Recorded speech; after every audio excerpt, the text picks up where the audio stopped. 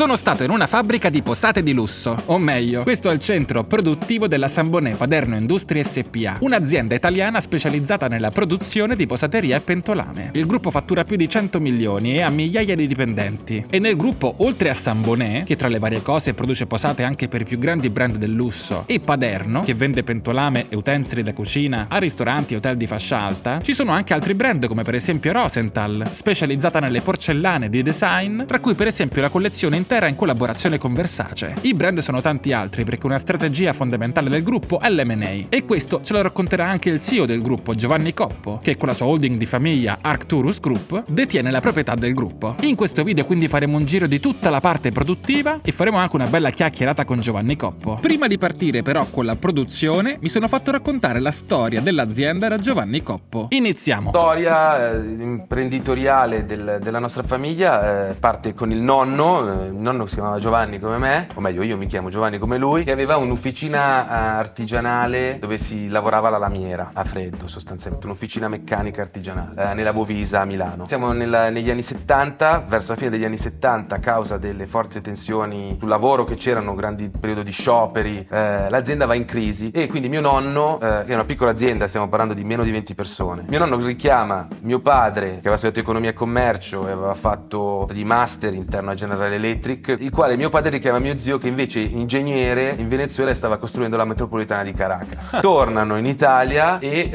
aiutano il nonno a cercare di rimettere un po' in ordine la situazione. Subito dopo, un anno dopo, si presenta sul mercato l'opportunità di acquisire la Paderno, che all'epoca si chiamava Alluminio Paderno, Pentolame Moderno, quindi da giovanissimi decidono di fare questa acquisizione. Le prime 3 scelte che hanno fatto, fondamentali, che poi hanno determinato la crescita e il successo della Paderno sul mercato, fu primo usare il know-how che avevano precedentemente dalle officine del nonno, che è quello di lavorare l'acciaio e non più l'alluminio. L'alluminio Paderno ha cominciato a fare le pentole d'acciaio. La seconda cosa è stata quella di ampliare il catalogo, come ti raccontavo prima. La terza cosa fondamentale è quella di dire: noi dobbiamo guardare non solo il mercato italiano ma anche fuori, quindi export. Quindi c'è la storia di mio padre che andava in giro con la valigetta, col suo catalogo, andava in un mercato nuovo, prendeva le pagine gialle, vediamo chi è che fa fornitura alberghiere, andava a visitarlo col catalogo, e così ha cominciato a costruire quella vocazione internazionale che ancora oggi portiamo avanti. Superficie complessiva di Sambonè sono 150.000 metri quadri, la fabbrica ne occupa 16.000, il magazzino ne occupa 25.000. Questo stabilimento nasce nel 2001, costruito in meno di 12 mesi. 12 mesi intendo operativi, fabbrica funzionante, quindi è stato un tempo record, e poi si è ampliato negli anni con la costruzione del nuovo magazzino, un'altra parte di magazzino che l'ha raddoppiato, palazzina, nuovi uffici, eccetera eccetera. Questo stabilimento praticamente è nato per unire le sinergie tra Sambonè di Vercelli, storica e antica azienda di Vercelli di Argentieri, e la Paderno di Paderno Dugnano, storica azienda top quality e leader mondiale nel pentolame professionale. Unendo le due aziende è nata la Sambonè Paderno Industrie, che ha sede in questo posto, ed è anche la casa madre di tutte le nostre aziende che fanno parte del gruppo: Rosenthal in Germania, Erqui in Francia, e il nostro gruppo Arcturus è composto da 10 brand. Qui dentro siamo circa 300 persone,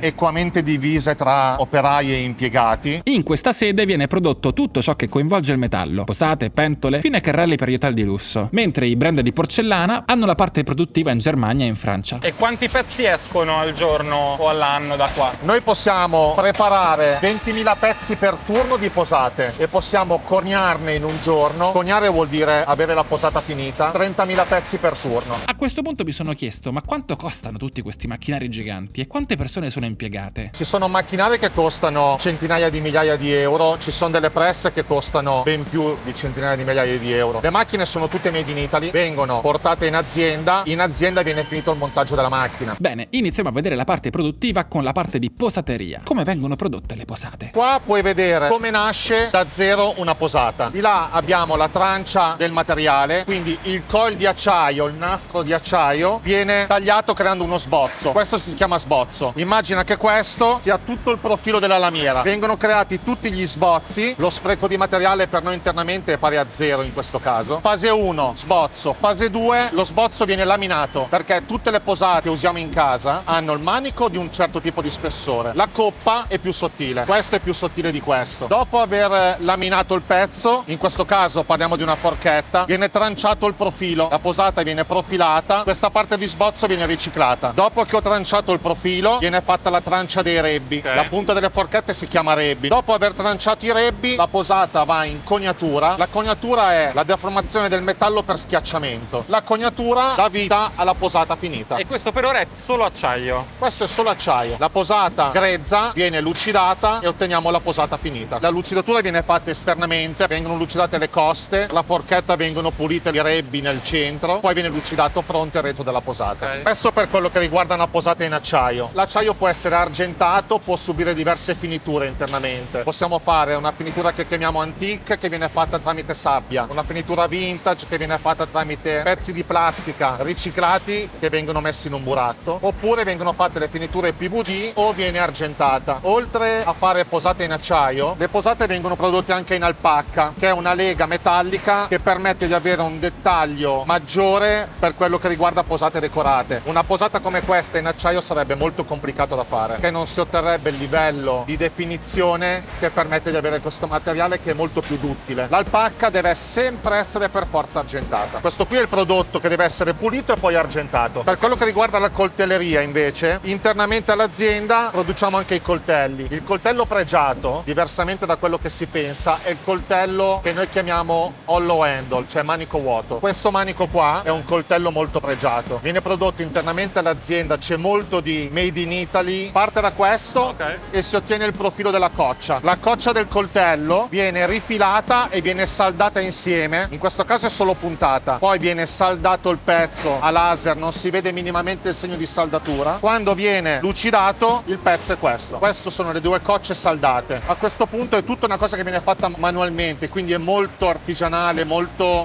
manuale. Il pezzo viene riempito con della lega cementizia, assemblato con l'aderenza, viene fatto asciugare. Dopo che è asciugato viene nastrato il bordo dell'aderenza, il pezzo è finito. Pezzi fatti in questa maniera sono molto pregiati. A questo punto siamo passati alla linea vera e propria. Con linea si intende proprio quella parte di fabbrica dove si parte da un prodotto iniziale e si arriva a un prodotto finale o intermedio. I pezzi vengono presi in automatico dalla linea, vengono portati dentro la cabina e qui subiscono le lavorazioni che abbiamo visto prima. È tutto robotizzato, tutto automatico. Qui c'è la fase di punzonatura del pezzo. In coppa punzoniamo il logo Samboné. Una volta tutte queste operazioni che vedi adesso venivano fatte manualmente dall'operatore. A questo punto mi ha fatto vedere una macchina che dà la forma alla posata. La posata entra piatta ed esce con la forma giusta. La posata che abbiamo visto prima, da là esce, qua sono piatte, dentro quella macchina vengono pressate ed escono curve. Dopodiché ci siamo diretti alla linea del pentolame. La pentola nasce da un disco di acciaio, single layer o multilayer. Ci sono 3 strati o 5 strati. Il disco di metallo viene pressato su degli stampi. In base al tipo di stampo si produce qualcosa di diverso. E poi, una volta pressato il disco, si va a rifinire il bordo. Prendiamo la pentola con delle forme apposite, la rifiliamo, creiamo lo sfrido, che è il materiale in eccesso del bordo pentola.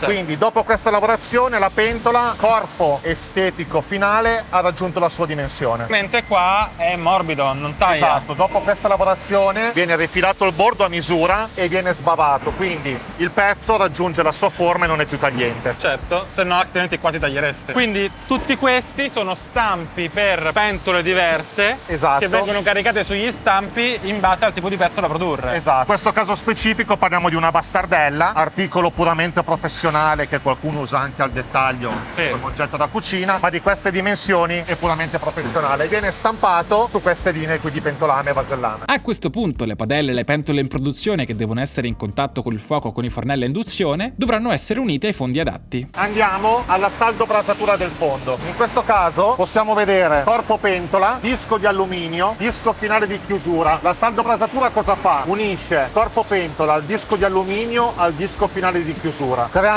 così la pentola professionale, la pentola ad alta resistenza tecnologica e adatta a ogni tipo di cucina, che diffonde uniformemente il calore. Qui tu hai una cottura ottimale. Questa è la base di una padella, no? Sì, manico, questa è la base di una padella. E ancora oggi, senti questi tintinnare? Sì. Ancora oggi il controllo del fondo di applicazione di una pentola per capire se è perfetto oppure no viene fatto tramite l'udito. Suono uniforme quando senti che battono sul fondo della pentola equivale a un accoppiamento ottimale. Viene preparata, diciamo, la pentola con sopra il disco che dicevamo prima, con sopra il disco d'acciaio, e la macchina prende il pezzo. Questo è un nastro di acciaio. Esatto. Questo ha uno spessore di 3 mm. Qui vedi già dove era stato Tagliato fino a quel momento. esatto. Questo si srotola, va dentro la macchina e la macchina con un passo costante crea lo sbozzo, che è il primo passaggio per andare a lavorare la posata. Questi sono coperchi. Questi sono coperti di pentole. Ok. Qua c'è un nastro di metallo, di acciaio, che va là, lui presta, boom, e ha tagliato il coperchio. A questo punto si avvicinava l'ora di pranzo, le linee si stavano fermando e per questo ho colto l'occasione per salire su negli uffici. Come prima cosa ho dato un'occhiata all'ufficio del centro stile e l'ufficio tecnico. Ci stiamo spostando in ufficio. Corridoio area tecnici. In questo ufficio ci occupiamo della progettazione di tutto quello che sono i nuovi articoli. Ah, cavolo, ci sono proprio dei disegni. Quelli veri sono stati nascosti. Esatto, quelli veri sono stati nascosti, questi sono schizzi. E sono fatti a mano questi? Sì. Chi li ha fatti? Lui. Li hai fatti tu? Lui Cacchio. ha la mano magica. Bello. Lui è un puro talento per cercare di dare la realtà sulla base di uno schizzo a mano. È una dote fenomenale. Quindi qua vengono immaginate le nuove collezioni. Esatto, qui noi ci occupiamo con direzione creativa, team marketing, perché alcuni prodotti magari nascono da un'intuizione personale, poi se ne discute insieme, o altri prodotti nascono da briefing che facciamo con input dal commerciale, rielaborati dal marketing, con il quale poi ci confrontiamo per dare vita all'idea. Come dicevo appunto, Sambonet produce in white label, quindi come fornitore, non solo per ristoranti e hotel di lusso, ma anche per i più importanti brand di lusso della moda. Chiaramente non posso dirvi quali sono i brand, ma sono la maggior parte dei brand di lusso di alta moda, per cui potete immaginare. Prima che un pezzo vada in produzione, viene prototipato e quindi stampato in 3D per vedere come esce fuori. Questo materiale si chiama Onyx, è un materiale plastico che permette di creare prototipi non di qualità ottimale come un pezzo finito, Quanto basta per capire? quanto basta per capire a noi come a livello di design, di proporzioni, per alcuni articoli anche di ergonomia, se il pezzo può andare bene oppure no. Voi lavorate da 15 anni? Io e lui lavoriamo insieme da 15 anni ormai. Tu da quant'è che lavori qua? Io lavoro qui da 25 anni. 25 anni? Sì. Porca E miseria. spesso vediamo di essere in sintonia sulla stessa filosofia quando magari pensiamo a un prodotto, a volte esce la stessa idea. Sì. Qua comunque dove fanno tutte le foto per il loro e-commerce e per gli still life. Abbiamo tutto il marketing. Per legge le posate, dato che ce le mettiamo in bocca, devono essere testate per vedere come reagiscono gli agenti chimici. Ciao. Lei è Marta, la nostra responsabile di laboratorio, che si occupa di fare le analisi materiali, contatti alimentari. Per delle leggi della comunità europea e altre più specifiche italiane siamo ovviamente tenuti a testarle per evitare che cedano ai componenti del cibo delle sostanze nocive. Ok, tipo oggi cosa devi fare? Allora, oggi stiamo analizzando queste posate in acciaio inox. Le posate in acciaio inox vengono analizzate secondo i parametri della legge italiana. Perfetto. E viene richiesto che la migrazione globale, quindi prendo la mia posata, la metto in una soluzione che è sostanzialmente aceto, nel senso che è acqua e acido acetico fatta in laboratorio ma simula l'aceto, porto a 100 gradi le posate a 70 i coltelli per mezz'ora, il tutto viene ripetuto 3 volte, Ok. l'acido acetico del terzo attacco lo faccio evaporare e utilizzando una capsula tarata vedo quanto residuo secco mi è rimasto, non cosa di preciso ma quanto in totale la mia posata ha ceduto, e invece un'altra porzione viene analizzata con quello strumento lì che è un ICP e serve sostanzialmente a dare la concentrazione di metalli che ovviamente impostiamo noi da metodo Ok.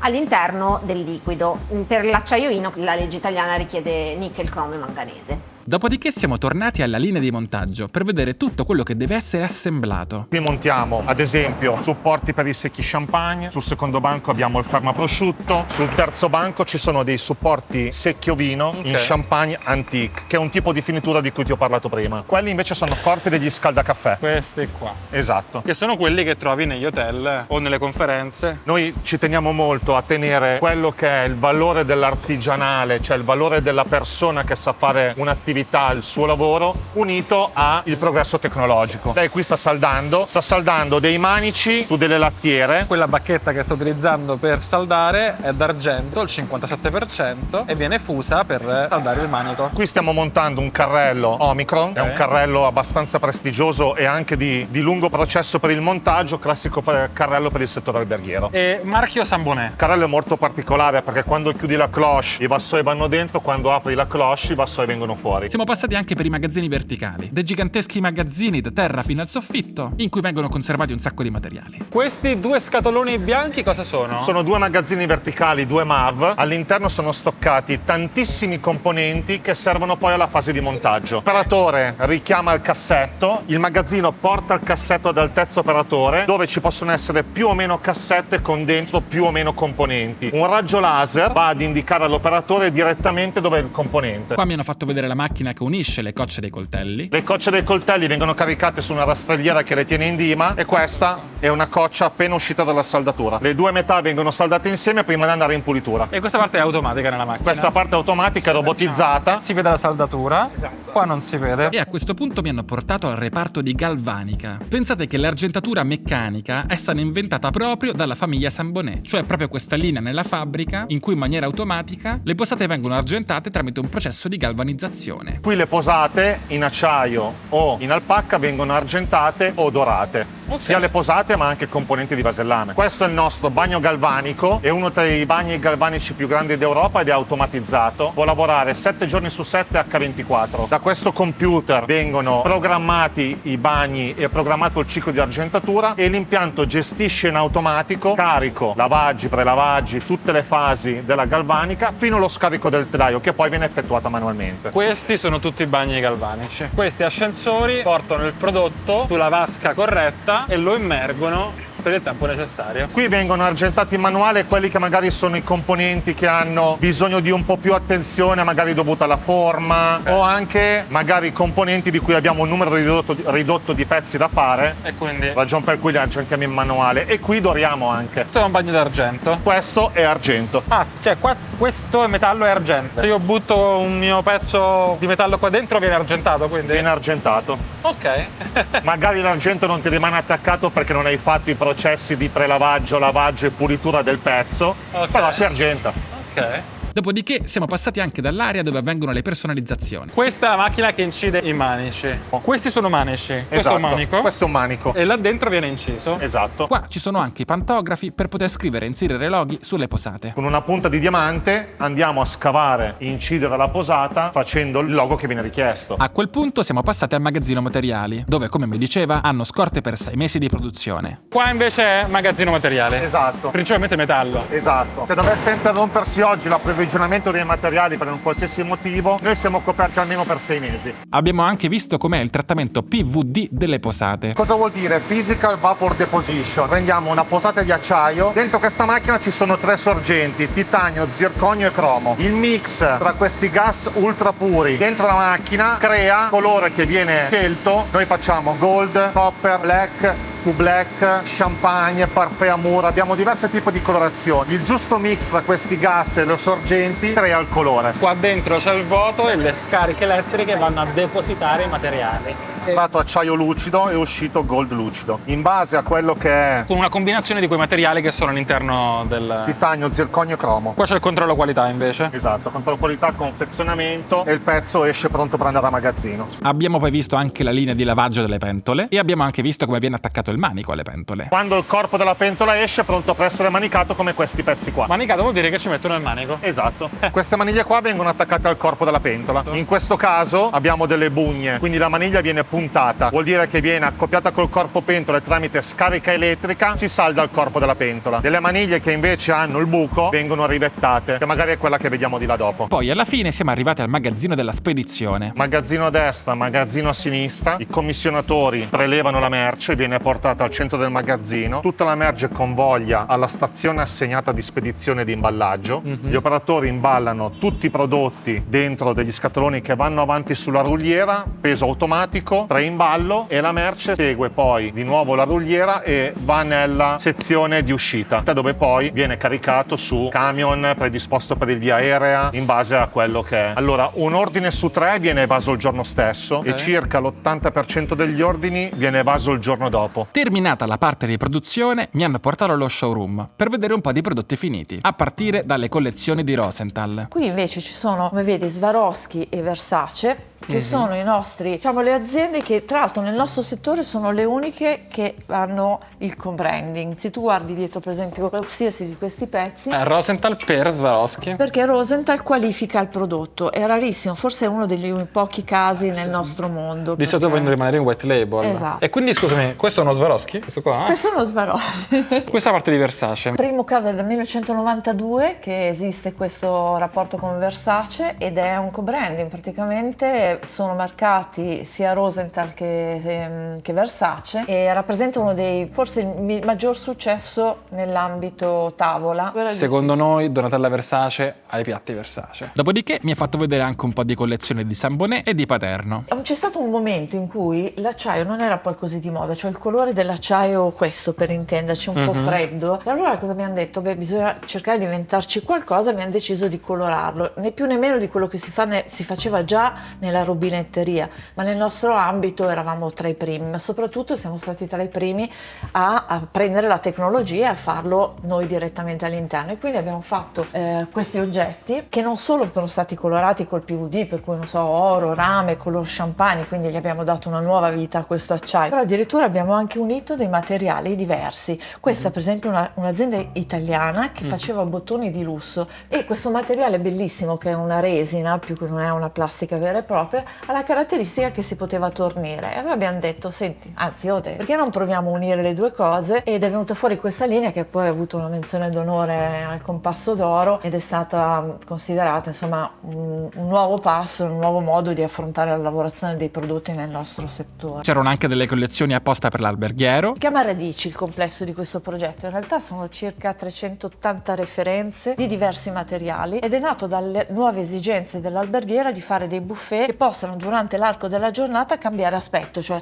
la sala colazione costerebbe troppo se facesse solo la prima colazione, quindi devono fare l'aperitivo, il tè del pomeriggio, l'incontro di lavoro, e quindi devono essere oggetti molto più flessibili, molto più removibili, cambiabili, intercambiabili. E poi siamo passati alle posate di Samboné. Nelle case degli italiani quasi sempre c'è almeno qualche pezzo delle posate Samboné, sono storiche e si tramandano anche di famiglia in famiglia, è proprio una tradizione. Ci sono delle posate che sono in collezione da tantissimi anni, la caratteristica principale è che durano tanto a catalogo, così che chi le compra può trovare sempre da riassortire, e la seconda, come vedi, che la gamma è una gamma importante, cioè soprattutto nelle posate di fascia medio-alta i pezzi che compongono la gamma sono tantissimi e puoi trovare delle chicche che magari insomma sul mercato si fa fatica a trovare. Però non ci bastava più e allora abbiamo pensato di aggiungere delle finiture. Abbiamo anche imparato a fare delle texture sopra posata, se tu la vedi questa sembra quasi un gioiello, potrebbe essere un braccialetto o un gioiello. Pensate che lei nel suo lavoro è proprio responsabile nel disegnare le nuove posate e le nuove collezioni. Immaginandomele come viste dall'alto, quindi in pianta, quindi certo. disegno questa forma così. Sì. Poi però le disegno anche in profilo, perché devo dare un profilo alla posata. Guarda com'è diversa questa certo. da questa qua.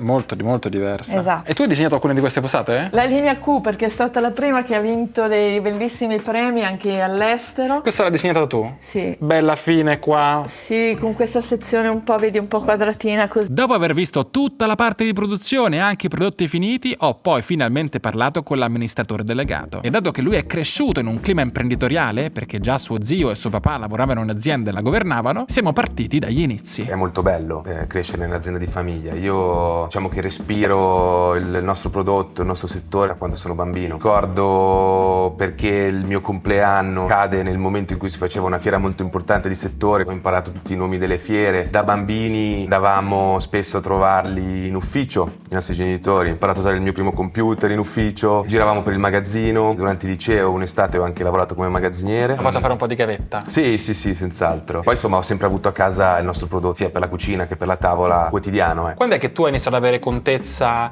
del business, dei numeri, di quello che stava succedendo? Se ne è sempre parlato un po' a casa, anche se diciamo non ho mai avuto pressioni per per entrare nel business di famiglia. E, diciamo, il momento in cui mi sono reso conto veramente è stato all'università, quando durante il primo corso di laurea di economia aziendale studiavamo i casi da studiare. C'era il caso Sambonet, quella parte del programma la conoscevo bene. Giocavi in casa. E come vanno gli studi? Quando sono uscito dal liceo, la mia ambizione in realtà era di andare ad insegnare. Volevo studiare storia, però poi in realtà, insomma, ragionando bene, sono finito a fare economia e commercio, economia aziendale. Per fortuna sono riuscito a soddisfare la mia voglia di insegnare grazie al Centro Federico Caprera, dove giovanissimo, a 20 anni, diventai istruttore. Ok. E avevo da gestire un corso di 40 persone, e lì è stata la prima esperienza, diciamo, veramente anche un po' di leadership, dove dovevo organizzare il lavoro a terra, l'attività in mare, gestire le aspettative delle persone. Ho imparato tante cose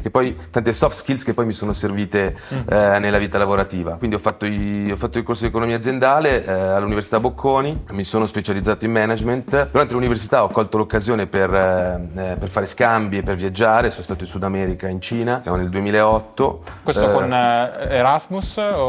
Sì, con il programma di scambi della Bocconi. Shanghai? Sono andato a Shanghai. Sì. E quindi è stato molto interessante. Erano anni ancora dove, insomma, c'era una Cina diversa. Ricordo di aver vissuto l'elezione di Obama dalla Cina. Poi, finita l'università, per me è stato particolare, nel senso che ho fatto il primo colloquio di lavoro da Ernst & Young e praticamente mi hanno preso subito. Però mi sembrava un buon inizio per cominciare. Vado a lavorare in un'azienda internazionale molto strutturata, imparo i fondamenti del bilancio. Te vicino ai bilanci? Oppure facevi... Facevo audit, sì, facevo la parte di revisione. Sì, quella è dei molto... Se poi vuoi fare l'imprenditore, quella, diciamo, abbastanza formativa, perché saper leggere un bilancio è una skill fondamentale. Fondamentale, assolutamente fondamentale. Sono stato fortunato perché nei 2 anni che ho passato in Ernst & Young, diciamo al secondo anno, l'azienda vinse la gara per fare l'audit di Eni, e quindi feci parte del team che andava per la prima volta a fare la revisione. E il primo anno fare l'audit di un'azienda è quello fondamentale, perché vai a mappare tutti i processi per redigere un bilancio veritiero e corretto.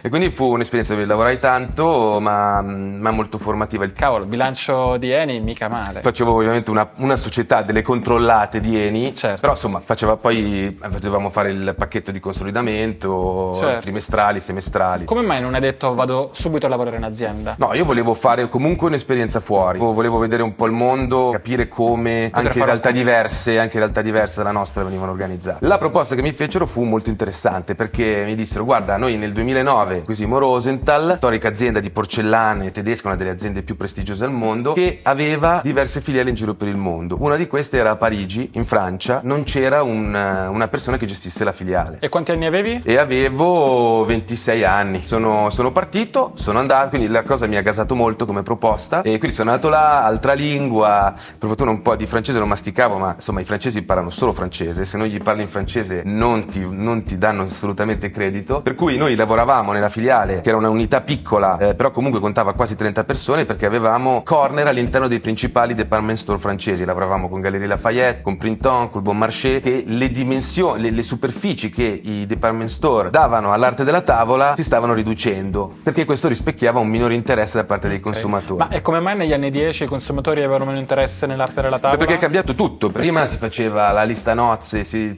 faceva a casa dopo che ci si era sposati. Nella mia generazione, come penso nella tua, è una cosa che non ha più nessun senso. Si va a vivere insieme prima, certo. Ci si arreda la casa con piano piano, usando tra l'altro prodotti diciamo che sono di grande distribuzione, e quindi noi ci siamo trovati come settore un po' spiazzati da questo cambio nel consumo. Quindi insomma ho fatto una bella esperienza di diritto del lavoro, diciamo così, perché comunque ho dovuto ridurre fino a chiudere la filiale. È stata un'esperienza abbastanza formativa, ho imparato molto, ma dal punto di vista emotivo comunque non è stato semplice. E infatti diciamo che la cosa che mi hanno proposto dopo è stato di andare a lavorare negli Stati Uniti. Dove? La sede della nostra filiale, che serve tutto il Nord America, è in New Jersey, però io vivevo a New York, e sono andato là per gestire sempre la parte di retail, che all'epoca eravamo una trentina di persone, più la logistica, però aveva tutto al suo interno. C'erano gli acquisti, c'erano le risorse umane, c'era il commerciale, c'era il marketing, c'era il finance, avevo fatto IT, Quindi ho avuto modo di, prima di tutto, interfacciarmi e lavorare con la modalità anglosassone,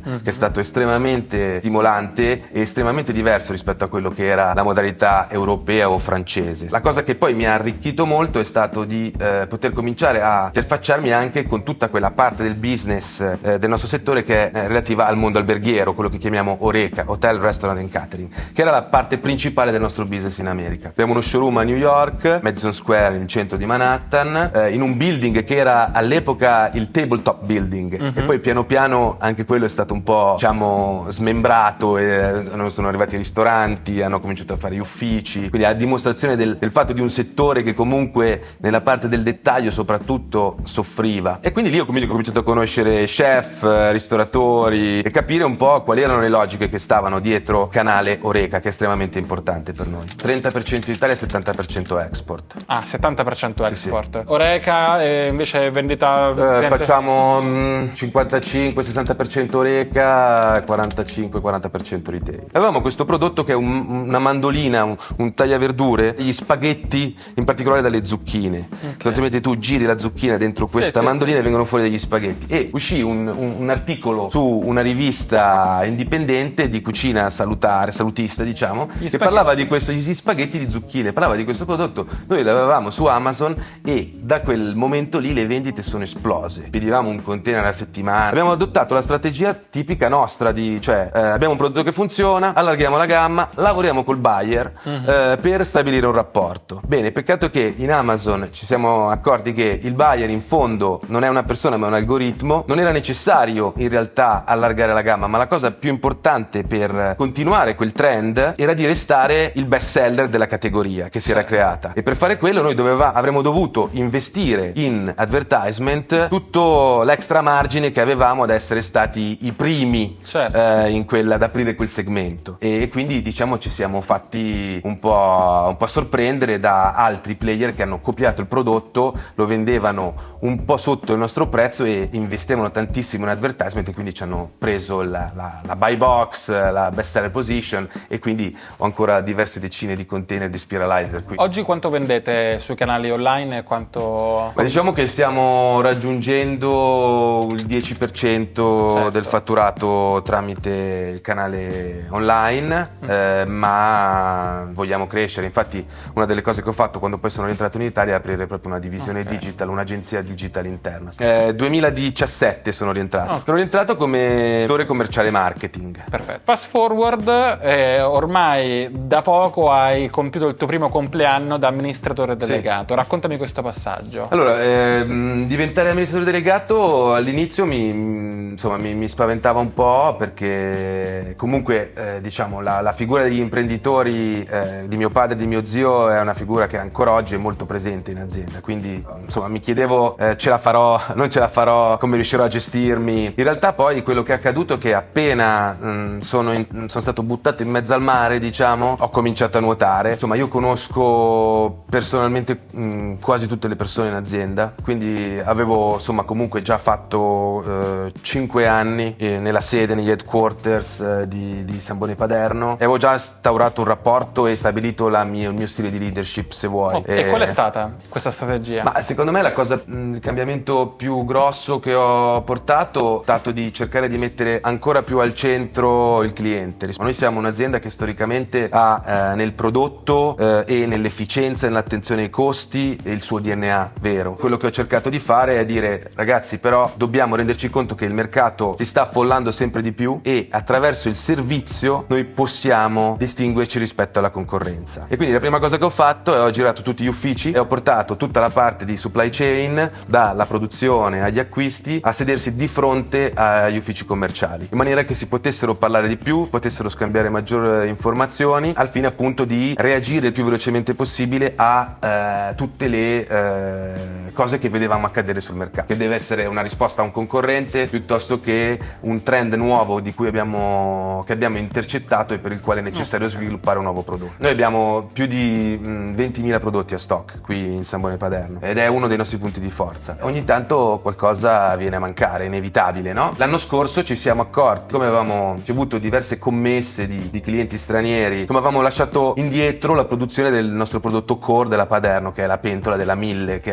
è proprio il prodotto da cui è iniziato tutto il gruppo. Questo ce ne siamo accorti grazie a il nostro commerciale di riferimento che vende la padella in Italia, che dice: ragazzi, ma qui mi è venuta fuori una data di consegna fra 3 mesi, ma com'è possibile? Io non posso restare senza le pentole. Di fianco si siede il manager della produzione, si parlano e nel giro di una settimana rimettiamo in pista tutta la produzione e riorganizziamo le priorità e risolviamo questa situazione che era molto importante. Era da tanto, ragazzi, che non entravo in un'azienda manifatturiera. Spesso mi dite: ma Marcello, vai solo in un'azienda di software, in cose tech, non fai mai vedere le cose fatte con le mani? E invece no, sono stato in un sacco di aziende manifatturiere e ogni volta mi diverto tantissimo, anche perché sono le eccellenze italiane. Ringrazio di nuovo Sanbonè per l'ospitalità e voi iscrivetevi al canale per non perdervi i prossimi video con le aziende italiane.